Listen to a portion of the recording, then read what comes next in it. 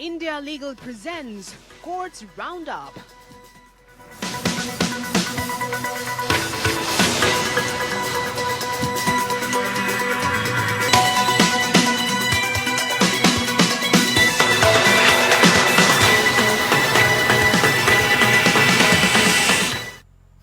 नमस्कार, आप देख रहे हैं हमारी खास पेशकश कोर्ट राउंडअप। मैं हूं आपके साथ नेहा दुबे। इस बुलेटिन में अगले आधे घंटे हम आपको कोर्ट से जुड़ी तमाम छोटी बड़ी खबरों से करवाएंगे रूबरू।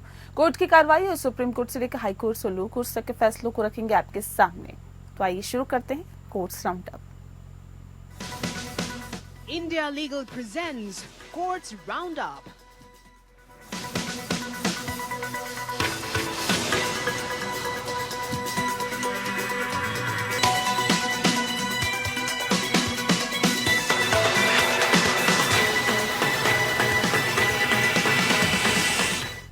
सुप्रीम कोर्ट ने प्रवर्तन निदेशालय की तरफ से मनी लॉन्ड्रिंग के मामले में की जाने वाली गिरफ्तारियों पर बड़ी टिप्पणी की है। अदालत ने कहा है कि अगर विशेष अदालत मनी लॉन्ड्रिंग की शिकायत का संज्ञान लिया है तो ईडी पीएमएलए के सेक्शन 19 के तहत मिली शक्तियों का इस्तेमाल कर आरोपी को गिरफ्तार नहीं कर सकती। गिरफ्तारी के लिए ईडी को विशेष अदालत में आवेदन देना होगा।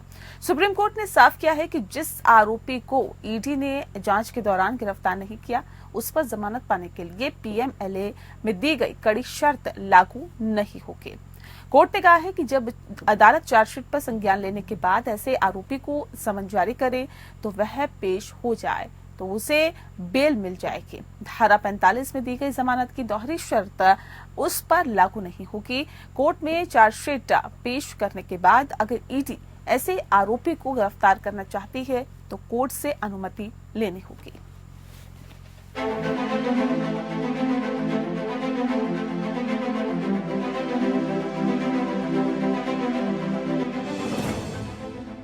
सुप्रीम कोर्ट ने एक अहम टिप्पणी करते हुए कहा है कि ईडी पीएमएलए कानून के प्रावधानों के तहत अगर विशेष अदालत ने शिकायत पर स्वतः संज्ञान ले लिया है तो फिर ईडी आरोपी को गिरफ्तार नहीं कर सकती।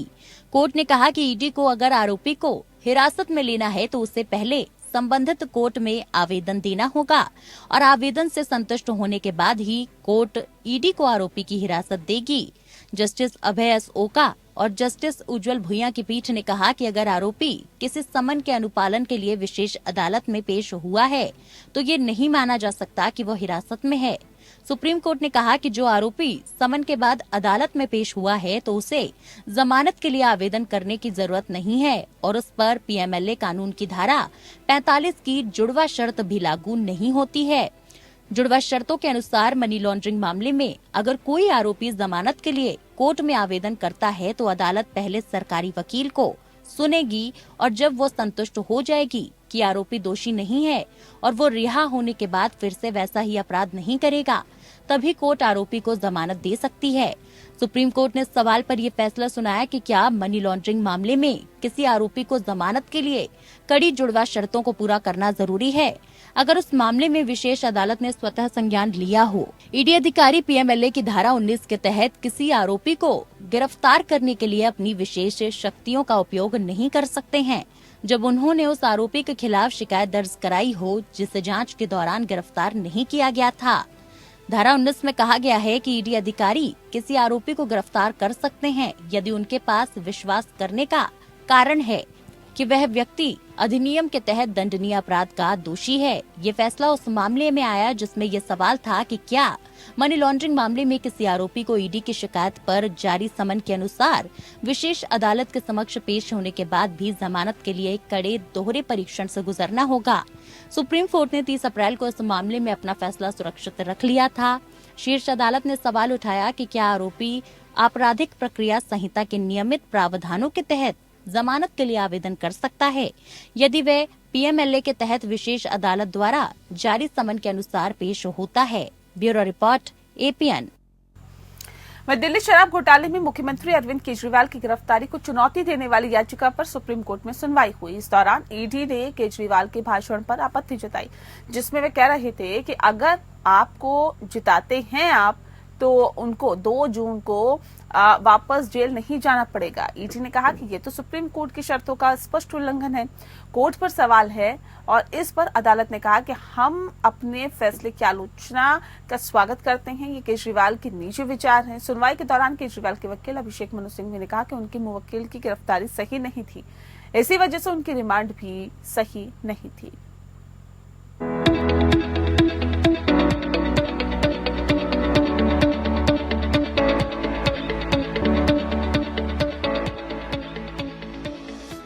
सुप्रीम कोर्ट ने चुनाव प्रचार के दौरान दिल्ली के सीएम अरविंद केजरीवाल के बयानों पर कार्रवाई से इनकार कर दिया। अदालत ने कहा कि इस फैसले की आलोचना का स्वागत है। दरअसल ईडी ने अदालत के सामने केजरीवाल के बयानों का मुद्दा उठाया था। सुप्रीम कोर्ट ने केजरीवाल के बयानों पर कार्रवाई से इनकार करते हुए कहा कि हमारा आदेश स्पष्ट है कि केजरीवाल को कब सरेंडर करना है, इसके लिए हमने तारीखें तय कर दी है। कोर्ट ने कहा कि हमने अंतरिम जमानत देने की वजह भी बताई है। ये शीर्ष अदालत का फैसला है और कानून का शासन इसी से संचालित होगा। अदालत ने कहा कि जो कहा वे केजरीवाल की धारणा है।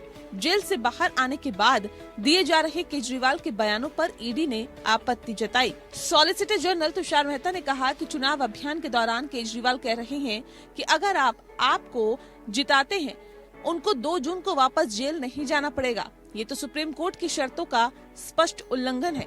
उन्होंने कहा कि न्यायपालिका के चेहरे पर तमाचा है। वहीं केजरीवाल की तरफ से पेश वकील अभिषेक मनु सिंघवी ने तुषार मेहता की दलीलों का विरोध किया। ईडी ने कहा कि इस मामले में इससे पहले कभी भी रिमांड को चुनौती अरविंद केजरीवाल ने नहीं दी थी। हाईकोर्ट के आदेश के खिलाफ उन्होंने मेंशन जरूर किया था। सॉलिसिटर जनरल ने कहा कि जब केजरीवाल गिरफ्तार नहीं हुए थे तब उन्होंने हाईकोर्ट में याचिका दाखिल की थी। कोर्ट ने हमसे दस्तावेज मांगे थे, उसको देखने के बाद अदालत ने राहत नहीं दी थी। हम इस मामले में मिनी ट्रायल का विरोध करते हैं। जस्टिस खन्ना ने तुषार मेहता की बात का जवाब देते हुए कहा है कि ऐसे मामले हैं कि एक पीठ ने नोटिस जारी किया है कि अनुच्छेद 32 की रूपरेखा क्या होनी चाहिए। तुषार मेहता ने कहा कि पीएमएलए के तहत बड़ी संख्या में गिरफ्तारियां होती है। हमने विजय मदन लाल फैसले के बाद के आंकड़े दिए हैं। ये फैसला 2022 में था और तब से कुल गिरफ्तारियां 313 थी। यह अधिनियम 2002 में लाया गया था। अदालत में सुनवाई के दौरान एसजी तुषार मेहता ने कहा कि हम अकेले देश नहीं हैं जहां मनी लॉन्ड्रिंग होती है। ऐसे अंतर्राष्ट्रीय सम्मेलन हैं जिनमें कहा गया है कि मनी लॉन्ड्रिंग एक वैश्विक अपराध है। हमारा कानून FATF के अनुरूप है। हर 5 साल में एक समीक्षा होती है और ये देखा जाता है कि हमारा विधायी ढांचा क्या है और इसे कैसे लागू किया जाए। अंतर्राष्ट्रीय उधार के लिए हमारी साख पात्रता भी इसी पर निर्भर है। जस्टिस खन्ना ने कहा कि हम केस के मेरिट में नहीं जा रहे हैं। हमें पीएमएलए की धारा 19 की व्याख्या करनी है कि आगे इसके पीछे की विधायी मंशा क्या थी। ईडी ने सुप्रीम कोर्ट में कहा कि हम मामले में आपको भी आरोपी बनाएंगे। ये पाइपलाइन में है, जल्द ही इस पर कार्रवाई की जाएगी। ईडी ने कहा कि केजरीवाल ने 100 करोड़ मांगे, हमारे पास इसकी सामग्री है। Bureau report. सुप्रीम कोर्ट ने बॉम्बे हाईकोर्ट के आदेश की पुष्टि की और एयर इंडिया लिमिटेड या AIL के खिलाफ कर्मचारियों द्वारा दायर रिट याचिकाएं AIL के बाद के निजीकरण के कारण अब सुनवाई योग्य नहीं होगी। याचिकाओं में पदोन्नति न होने और वेतन के ठहराव से जुड़े मुद्दे उठाए गए थे। जस्टिस BR गवई और जस्टिस संदीप मेहता की खंडपीठ द्वारा मौखिक रूप से सुनाए गए फैसले में कहा गया कि यहाँ ऊपर की गई चर्चा के मद्देनजर हमें अपीलकर्ताओं द्वारा पसंद की गई रिट याचिका की सुनवाई योग्यता के लिए प्रारंभिक आपत्ति को बनाए रखने में बॉम्बे हाईकोर्ट की डिवीजन बेंच द्वारा अपनाए गए दृष्टिकोण से अलग दृष्टिकोण अपनाने का कोई कारण नहीं मिला है। याचिका सुनवाई योग्य नहीं है। उपरोक्त टिप्पणी के साथ ही अपीलें खारिज की जाती है। कोई आदेश पारित करने की आवश्यकता नहीं है। चीफ जस्टिस दीपांकर दत्ता और जस्टिस MS कार्निक हाईकोर्ट की खंडपीठ ने कहा था कि रिट याचिकाएं हालांकि उन तारीखों पर सुनवाई योग्य थी जब वे शुरू में ही की गई थी और AIL के निजीकरण के कारण याचिकाएं सुनवाई योग्य नहीं रह गई है, जो इसे हमारे अधिकार क्षेत्र से परे ले जाती है। इसके लिए एक रिट आदेश या निर्देश जारी करना है। याचिकाकर्ताओं यानी संबंधित कर्मचारियों के आदेश को सुप्रीम कोर्ट में चुनौती देने से पहले विशेष अनुमति याचिका दायर की गई। पिछले साल जनवरी में सुप्रीम कोर्ट ने तत्काल याचिका पर नोटिस जारी किया था। याचिकाकर्ताओं की ओर से पेश सीनियर एडवोकेट संजय सिंघवी ने पीठ के समक्ष कहा था कि रिट याचिकाएं जब दायर की गई स्वीकार्य रूप से सुनवाई योग्य थी और एयर इंडिया लिमिटेड का प्रतिनिधित्व करने वाले senior advocate doctor Abhishek Manu Singhvi ने पीठ को देश भर के विभिन्न हाईकोर्ट द्वारा पारित की गई आदेश से अवगत कराया, जहां एयर इंडिया लिमिटेड यूनिट के बाद में निजीकरण के खिलाफ याचिकाओं को गैर सुनवाई योग्य के रूप में निपटाया गया।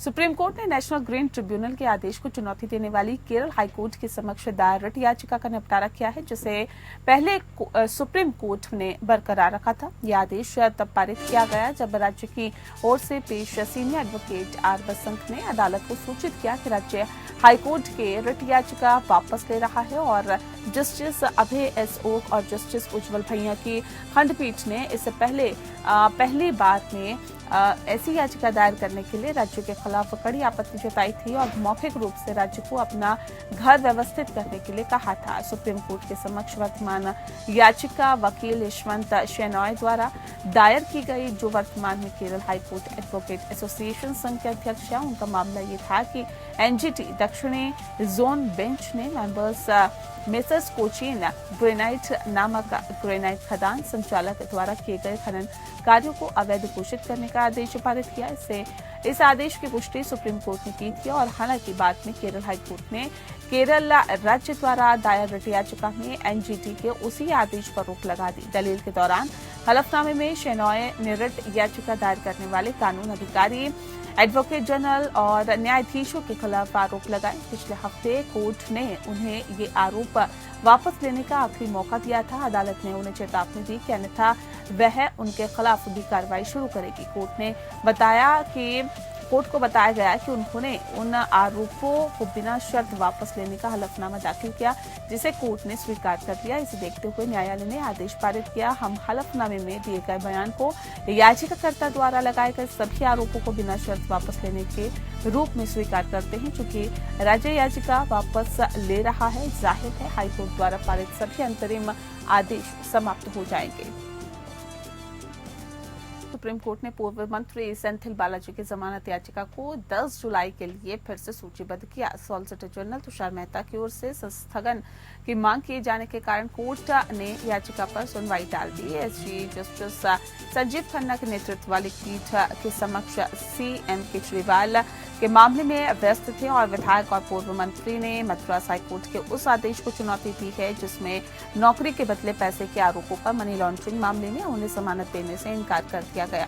जस्टिस एएस ओक और जस्टिस उज्जवल भैया की खंडपीठ ने कहा कि अदालत की सुनवाई को आगे बढ़ाने के लिए वर्तमान मामले में एसजी की उपस्थिति अनिवार्य होगी। खंडपीठ ने बालाजी के वकील से कहा कि हम आपकी बात सुन सकते हैं, लेकिन इस तरह से नहीं। जब एसजी उपलब्ध नहीं है, एसजी की अनुपस्थिति में छोटे मुद्दों पर याचिकाकर्ता को सुनने के सीनियर एडवोकेट आर्यमा सुंदरम के सुझाव को खारिज करते हुए न्यायालय ने निम्नलिखित आदेश पारित किया है। सॉलिसिटर जनरल की ओर से समय मांगा गया है क्योंकि वह कोर्ट रूम नंबर 2 10 जुलाई की सूची में व्यस्त है।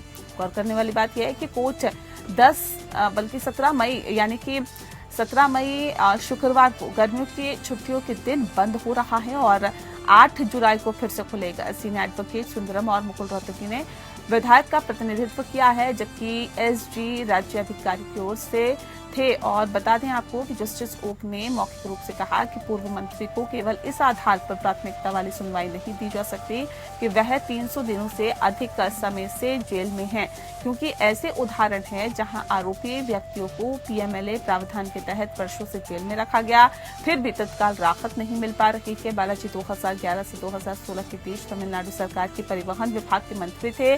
उक्त क्षमता में उन पर अपने निजी सहायकों और भाई के साथ मिलकर विभाग के विभिन्न पदों पर नौकरी के अफसरों का वादा करके धन इकट्ठा करने का आरोप लगाया गया। कथित तौर पर आरोपियों के खिलाफ उन उम्मीदवारों द्वारा कई शिकायतें दर्ज की गई जिन्होंने पैसे का भुगतान किया लेकिन रोजगार सुरक्षित नहीं कर सके।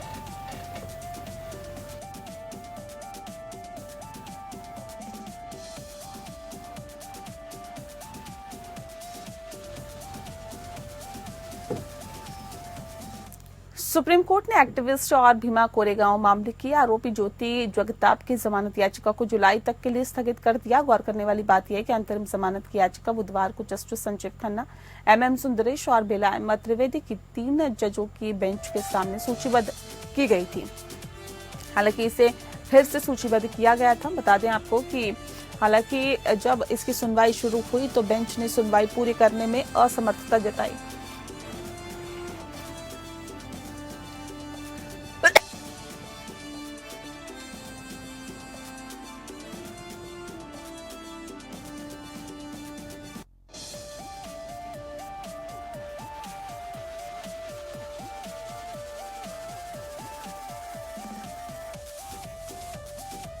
जुलाई तक के लिए स्थगित कर दी है और सुप्रीम कोर्ट गर्मियों की छुट्टियों के लिए बंद हो रहा है।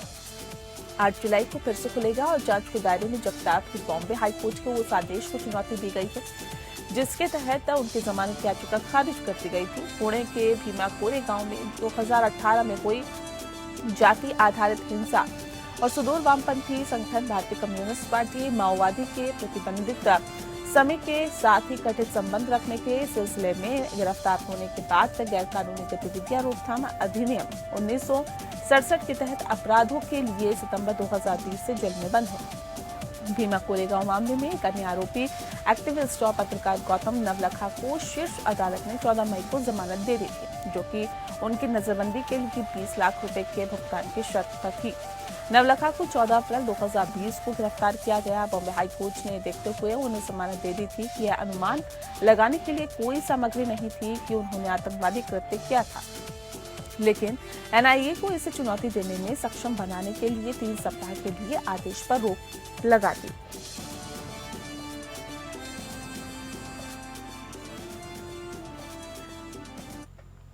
दिल्ली हाईकोर्ट ने दिल्ली शराब घोटाले के संबंध में भ्रष्टाचार के एक मामले में बीआरएस नेता के कविता की जमानत याचिका पर सीबीआई से जवाब मांगा। जस्टिस समर कांता शर्मा ने सुनवाई के दौरान याचिका पर सीबीआई को नोटिस जारी किया है। हाईकोर्ट ने ईडी के मनी लॉन्ड्रिंग मामले में जमानत की मांग करने वाली एक कविता की एक अन्य याचिका के साथ इस मामले को 24 मई के लिए सूचीबद्ध किया है। हाईकोर्ट ने नोटिस जारी किया है कि ट्रायल कोर्ट के आदेश के खिलाफ कविता की एक अन्य याचिका पर सीबीआई से जवाब मांगा, जिसने जांच एजेंसी को हिरासत में उससे पूछताछ करने की अनुमति दी। कथित शराब घोटाले में संबंध के अंदर ईडी और सीबीआई द्वारा दर्ज दोनों मामलों में कविता न्यायिक हिरासत में है और ईडी मामले में उनकी जमानत याचिका हाईकोर्ट के समक्ष लंबित है, जिसने एजेंसी को अपना जवाब दाखिल करने के लिए कहा है कि कविता ने ट्रायल कोर्ट के 6 मई के आदेश को चुनौती दी थी, जिसके तहत भ्रष्टाचार मामले में साथ मनी लॉन्ड्रिंग मामले में उनकी जमानत याचिका खारिज कर दी गई थी। ये घोटाला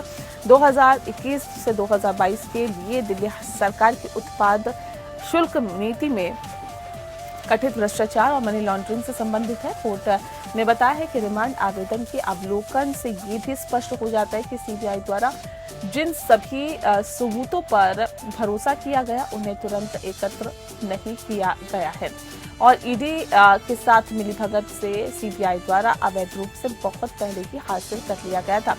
इस प्रकार गिरफ्तारी करने का कोई तत्काल कारण नहीं था। ईडी ने कविता को 15 मार्च को हैदराबाद में बंजारा हिल्स स्थित उनके आवास से गिरफ्तार किया था, जबकि सीबीआई ने उन्हें तिहाड़ जेल से गिरफ्तार किया। ईडी मामले में अपनी जमानत याचिका में बीआरएस नेता ने कहा है कि उनका दिल्ली शराब घोटाला मामले से कोई लेना देना नहीं है। उनके खिलाफ प्रवर्तन निदेशालय की सक्रिय मिलीभगत से केंद्र में सत्तारूढ़ पार्टी द्वारा रचित एक अपराध साजिश है।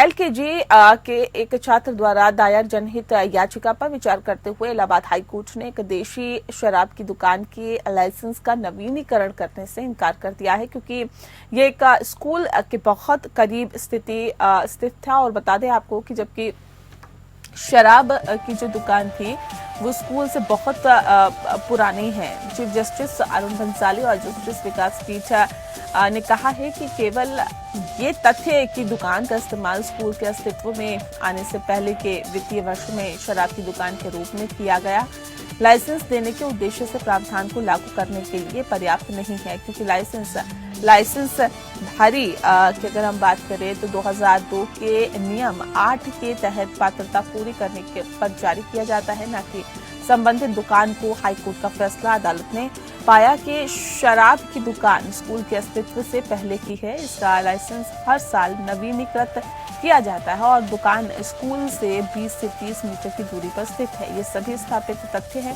कोर्ट ने कहा कि इसीलिए अपने वर्तमान लाइसेंस की समाप्ति पर आवेदक को 1968 के नियम के प्रावधानों का पालन करना होगा, जिसके अनुसार पूजा स्थल या स्कूल या अस्पताल या आवासीय कॉलोनी से मदिरा की दुकान की प्रस्तावित न्यूनतम दूरी आवश्यक है।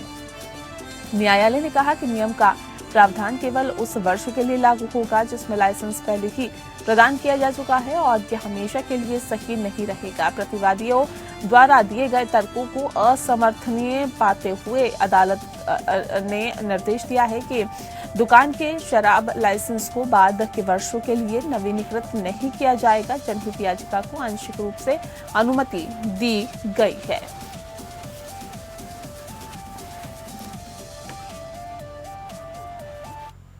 और इसी के साथ फिलहाल इस बुलेटिन में इतना ही। मुझे दीजिए इजाजत। नमस्कार। India Legal presents Courts Roundup.